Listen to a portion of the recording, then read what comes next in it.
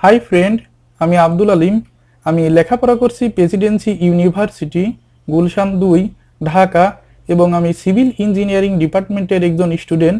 এবং আমি স্মরণ করছি আমার টিচারদেরকে। এখন আমি মাইক্রোসফট অফিস এক্সেল এর টুলবার সম্পর্কে আপনাদের পরিচয় করিয়ে দিব। আমি সফটওয়্যারটি ওপেন করলাম। এটা হচ্ছে মাইক্রোসফট অফিস এক্সেল 2016। এটা আমরা দেখতে পাচ্ছি এর টুলবারগুলো হুবহু প্রায় সেম মাইক্রোসফট অফিস ওয়ার্ড এর মতোই। এটা হচ্ছে ইনসার্ট, এটা পেজ লেআউট, এটা ফর্মুলা বার, এটা হচ্ছে রিভিউ, এটা ভিউ, এটা ডাটা। আমি সবগুলো সম্পর্কে পরিচয় করিয়ে দেব। তার আগে আমি কিছু জিনিস দেখে নিই। আমার এটা হচ্ছে রিবন বার।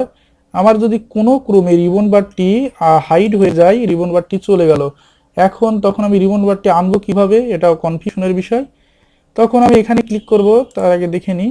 আমি এখানে এখানে ক্লিক করলে আমার রিবন বারটি আসবে, বাট এখানে আমি দেখতে পাচ্ছি কাজ করার সময় এটা আবার চলে যাচ্ছে।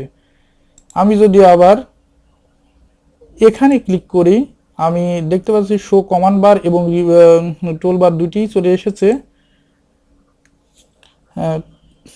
শো ট্যাব, এবং আমি ভুল বলেছিলাম, show tab and command only show tab. এখন আমি দেখতে পাচ্ছি ট্যাবটি আসছে কিন্তু কমান্ডটি চলে গিয়েছে। আমি যদি আবার এখানে ক্লিক করি, আমি দেখতে পাচ্ছি আমার সবগুলোই আসলো, বাট এখন এটা আর যাবে না। এভাবে আমরা ট্যাব এবং কমান্ডগুলো এখান থেকে রিবন বারটা, এক কথায় রিবন বারটা আমরা এখান থেকে ডিলিট করে দিতে পারি বা হাইড করে দিতে পারি, হাইড করে দিতে পারি। এখন এখন আমি আমার এই উইন্ডোটি আমি যদি এখন জুম ইন করতে চাই, তখন আমি কি করব? তখন আমি কন্ট্রোল ধরে আমার হুইলটি ঘুরিয়ে আমি এটা জুম ইন করতে পারি। হুইলটি আবার নিচের দিকে ঘুরিয়ে কন্ট্রোল চেপে ধরে জুম আমি কমিয়ে দিতে পারি। আবার এই কাজটি সেম আমরা এখান থেকেও করতে পারি। এখানে এখানে আমরা ক্লিক করলে জুম ইন হবে, আউট হবে। এখানে ক্লিক করলে জুম ইন হবে। এখন আমরা দেখতে পাচ্ছি এখানে গ্রিড লাইন। আমি মনে করছি এখানে কিছু গ্রিড লাইন আমি উঠিয়ে দিতে চাই। আমি কি করে গ্রিড লাইনগুলো উঠিয়ে দেব? এখানে আমি হোমে যেয়ে এখানে আমার বাকেটে গিয়ে আমি যদি এখানে জাস্ট হোয়াইটে ক্লিক করব, আমার গ্রিড লাইনগুলো চলে গেল। এখন আমি মনে করছি আমি গ্রিড লাইনগুলো হচ্ছে ব্ল্যাক করে দেব। জাস্ট এখানে আমি যাব, এখানে ব্ল্যাকে ক্লিক করলাম।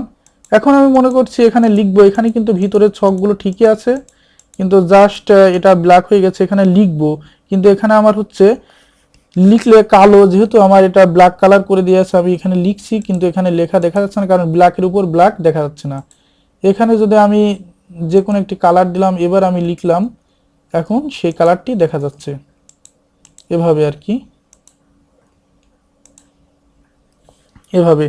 এখন আমি পুরো অংশটি আমি সিলেক্ট করব এবং এখানে আমি লেখার জন্য আমি কি কি লিখেছিলাম আমার ঠিক দেখা যাচ্ছে, বাট এর আগে আমি শুধু একটু সামান্য অংশ আমি সিলেক্ট করেছিলাম এবং সেই অংশগুলোতে একমাত্র আমার এই হলুদ কালারটি ধারণ করেছিল। এখন অনুরূপভাবে আমি এটা সিলেক্ট করলাম। আমি যদি আবার অন্য কালার দিতে চাই, আমি এখানে রেড কালার করে দিলাম। আমি আবার এটা সিলেক্ট করে আমি এখানে কোনো কিছু কালারে লিখতে চাই, আমি এই কালারে লিখতে চাই। এখন আমি এখানে লিখলে ঠিক আমার সবুজ কালার ধারণ করছে। এখন আমি ইনসার্টে যাব। ইনসার্টে গিয়ে আমরা দেখতে পাচ্ছি এর আন্ডারে, ইনসার্টের আন্ডারে রয়েছে, এখান থেকে আমরা চার্ট এখানে যদি আমরা কোনো গ্রাফ ড্র করতে চাই, চার্টে যাব। এখানে বিভিন্ন চার্ট সিস্টেম আছে।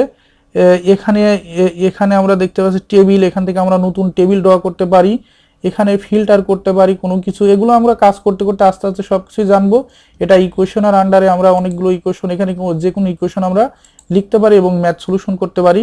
এটা পেজ লেআউট, পেজ প্রিন্ট করার পূর্বে অবশ্যই আমরা পেজ লেআউটে গিয়ে পেজের সাইজ, স্কেল, এখানে নাম্বার অফ পেজ, এগুলো আমরা ঠিক করে দিই। এটা পেজ লেআউটে আমরা এই কাজগুলো করে থাকি। এটা হচ্ছে ফর্মুলা বার। আমরা নাম শুনেই বুঝতে পারছি ফর্মুলা বারে ফর্মুলা লিখে এখানে আছে, যেমন কোনো লজিক্যাল আমরা ফর্মুলা ইনপুট করে কোনো লজিক ধরনের ম্যাথ আমরা সলিউশন করতে পারি এখানে। এখানে আরো অনেকগুলো আছে, অটো সাম। এখানে এখানে আমরা আস্তে আস্তে কাজ করতে করতে সবগুলো জেনে যাব। এটা হচ্ছে ভিউ, ভিউ মেনের আন্ডারে আমরা জুম ইন জুম আউট, আমি যে কাজটি এখানে আমি যদি 200% জুম করে দিই এটা 200% জুম হয়ে যাবে। আবার যদি আমি এখানে ক্লিক করে আমি 75% জুম এখানে ওকে করলাম, এখন 75% জুম হলো। এখন আমি জুম কন্ট্রোল চেপে ধরে হুইলটি ঘুরিয়ে এটা জুম আবার ইন করতে পারি এভাবে।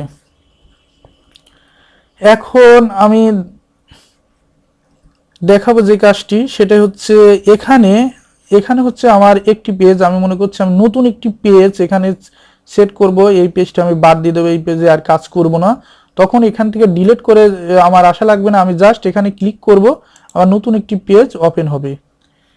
এখন যদি মনে করি আমি এই পেজটি হোয়াইট, সম্পূর্ণই হোয়াইট দেখতে চাই, জাস্ট আমি এই কর্নারে এখানে ধরে এটা সিলেক্ট করে আমি হোমে যাব। হোম থেকে আমি বাকেটের কালারটি হোয়াইট করে দেব, হোয়াইট।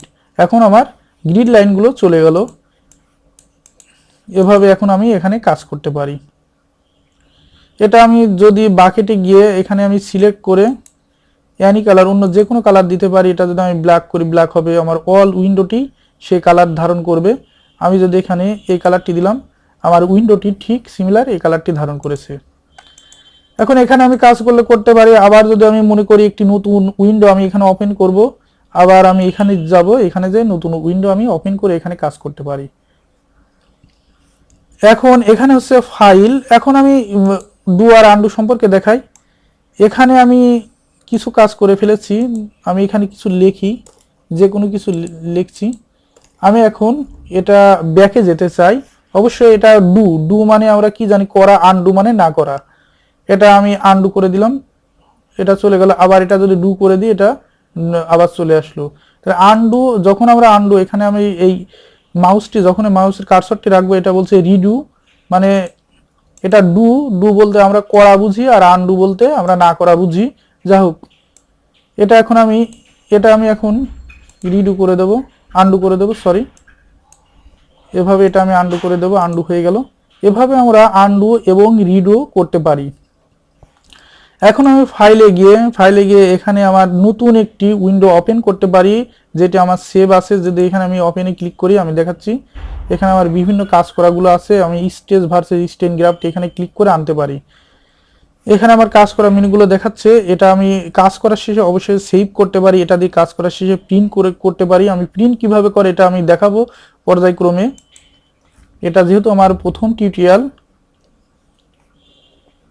এখানে আমি যে জিনিসটা দেখানি, এখানে নিতে গিয়ে আমি এখানে নতুন উইন্ডো এখানে আমি দেখতে পাচ্ছি। এখানে আমার ল্যাপটপে ইন্টারনেট নেই, ইন্টারনেট থাকলে এখানে আরো কিছু টেম্পল থাকতো, যেগুলোতে ক্লিক করলে নেট থেকে ডাউনলোড হয়ে আমার উইন্ডোতে আসতো। এখন আমরা এই উইন্ডোটা দিয়ে কাজ করছি মূলত। এভাবে আমরা নিউতে গিয়ে নতুন কিছু আনতে পারি। ঠিক আছে বন্ধুরা, আজ এ পর্যন্ত।